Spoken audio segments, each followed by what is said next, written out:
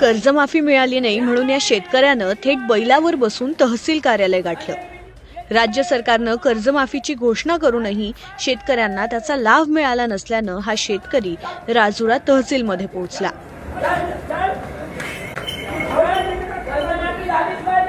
एवढंच नाही तर बैलावर बसून संपूर्ण तहसील कार्यालयात फेरी मारत कर्जमाफी झालीच पाहिजे अशा घोषणाही त्यानं दिल्या.